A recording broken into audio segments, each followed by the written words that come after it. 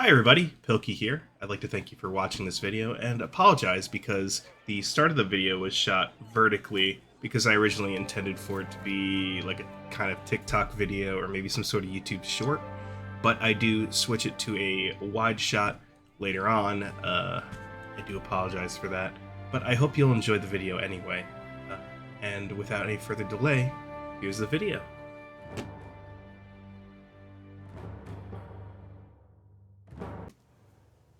Today, I'm making a mountain, but I'm not going to make it out of a molehill. I'm going to make it out of this pink foam from Home Depot. I'll be using this little hot wire tool I found on Amazon for like 22 bucks. I was on the last cut, and the wire broke. And now it's raining too. Damn it. Right, well, it's a little dark now because it's really storming out, but here's the mountain. That's looking pretty good. And I got all these offcuts. I'll probably save most of them. You could turn them into, you could straighten some of these pieces out, turn them into bricks or something. No use in wasting foam, waste not, want not, and all that. But yeah, it's looking good. So I'm going to clean up here. I'm going to take them downstairs to the basement. I'm going to get my Olfa knife out. I'm probably going to start carving them up to look a little more rocky. They're starting to get that. I made sure when I was using the wire tool to kind of wave a little bit on it, and that helped give it kind of like a rocky shape to it, but you're gonna have to hit it with the Olfa knife to get a little bit more. So that's that. So I have my pieces here, pretty raw. I want these to be double-sided, I think. Maybe grass on top and stone on the bottom, so they're a bit more versatile. I'm gonna take my Olfa knife. You can do any craft knife. I'm gonna cut some rocky textures into these guys. I got a lot of them to do. I did like 4 cuts, and I could tell already this is gonna take a while, so I'll be back. Next, I prepared the mountain stackers by painting them over with a thick layer of Mod Podge mixed with black craft paint that was watered down just a little bit to help it flow into the cracks. This really seals the foam up.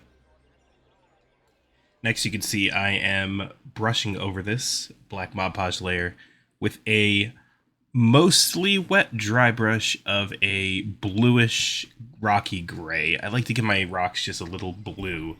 Makes it a little bit more magical and fantasy-like, but this is up to you what color you want to use. But this layer should have like 90% coverage amongst the rocks. And now we're back to superior widescreen format, but I have neglected to keep the piece I'm dry brushing in frame. Oh well, better luck next time, but I am dry brushing it now with a vanilla white color, just a slightly off-white color. This is a very dry brush, and I'm looking just to really catch those most raised edges. I'm putting this straight on that bluish gray. I'm not doing a bunch of layers. If you want to, you could work your way up with progressively drier brushes and then end with this sort of white color. And if it's a little too bright, you can always apply a wash to darken the whole piece up. But these are kind of a quick build for me. I need these for work on Monday, so I'm kind of hauling arse through them. Cool, so I have gone and I painted all these up to look kind of rocky. I left them like kind of very high contrast, this way I can come back and wash them later if I want to tone that down. But now I'm gonna pick the side that looks least like rock, and I'm gonna apply PVA glue to it, also known as Elmer's white glue. And we're going to put some flocking on one side. So I'll be back. You're going to want to get a even, fairly thick coverage of this glue when you do it. I tried pushing it on with this foam tool and it didn't really work, so I just switched to my reliable hands. Much easier to do when you get the added benefit of getting to peel the Elmer's glue off your fingers when you're done.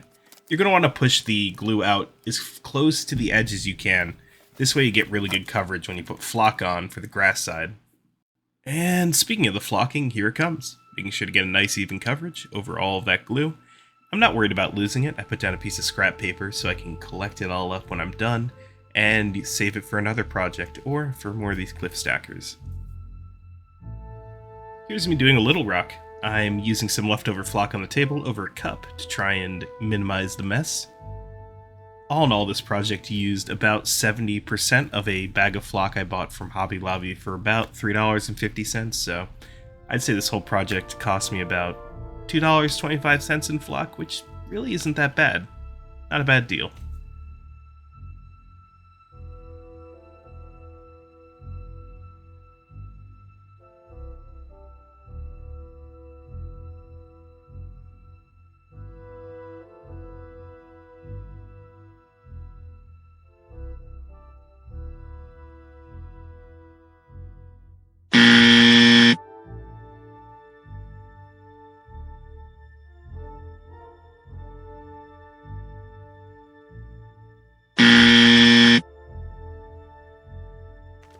Round 2!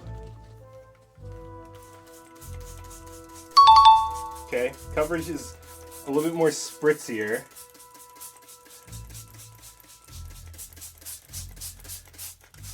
This is going to take forever to dry, though. I don't want to soak these tiles too much. We'll see, though. I'm really drenching them, I think. I might be going overboard. Update. I did spray too much. I had to go back and dap off the tiles with a paper towel, as well as clean off the table. But hey, the final product came out looking great, and these are going to make an awesome addition to my Saturday and Monday D&D games. I am super glad to have finished these, and I'm thankful for you guys for joining me along the way, for all the mistakes I made, and all the triumphs we had. They turned out great. I love these things, and they're going to be a staple of my game for the very near future, probably a little further. Anyway, thanks for watching.